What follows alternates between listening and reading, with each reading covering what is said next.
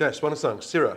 Swanesang Syrah, again, this is, for me, probably one of the most unique vineyards and scarce vineyards that I work with, because Syrah in general is not trained as bush wines.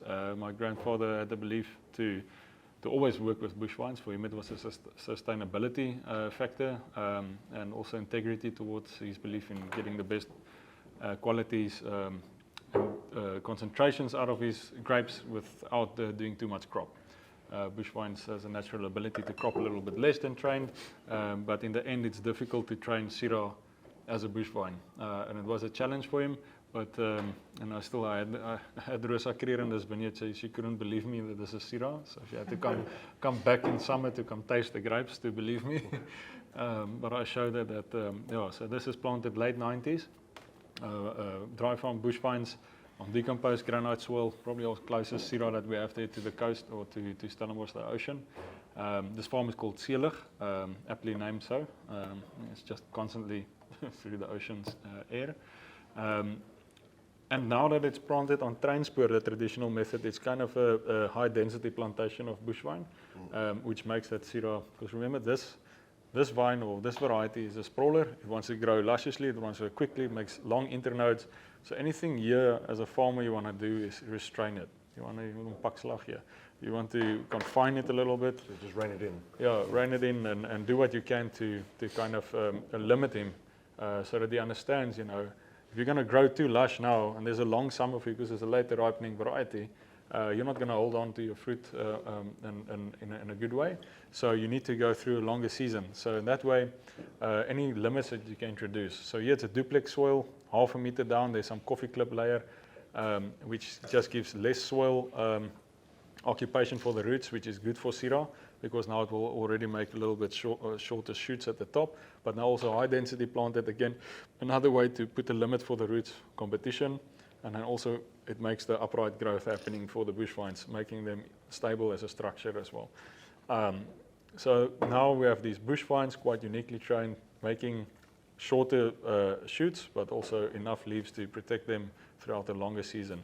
Wind is important here, and knowing that these leaves will blow open and over with the wind and then exposed to sun. We don't just sucker the normal way. We leave an extra shoot or two as a shaded portion, because Syrah has quite soft leaves, and we need to cover some of them as well. We need a little bit of shade over the grapes, because that's important to get a very dense dark pepper character or note to Syrah that I enjoy. And then also a little bit of gentler acidities in 2022. Luckily we didn't sucker too much in November, because those leaves definitely come in handy.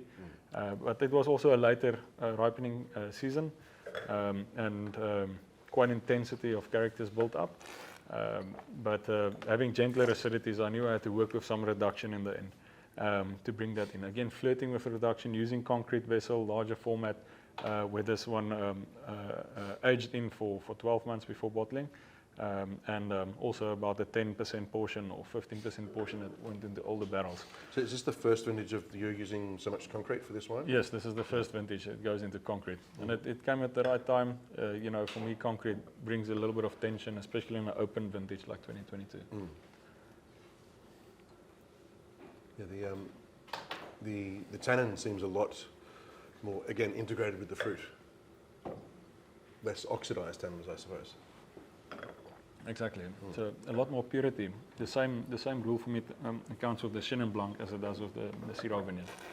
Both vineyards in this region tend to make quite high acidities, and pushing that into something more serious and longer lived on the palate, the concrete helps with. Much more elastic tannins. There's nothing field and push to them, give to them. Yeah. It's been an incredible vintage for me for Syrah, so quite happy with it. This is probably showing a little bit more, to me at least, a little bit more of that reductive handling than the other reds. Is that a thing for Syrah, you think, or is it what would? Yeah, Syrah tend to have a little bit of reduction. For me, some of the great Syrahs I generally enjoy always have a touch of reduction in a healthy way, and that little bit flirting of it is important to also keep it a longer lived Syrah, and keeps a lot of intrigue to the wine and depth and seriousness, and there's a bit of flinty and there's a violet character as well. And, it has nice pure fruit from the variety, especially from the area, the maritime setting. But it should be quite intense. Nice little bit gun smoke as well. Yeah.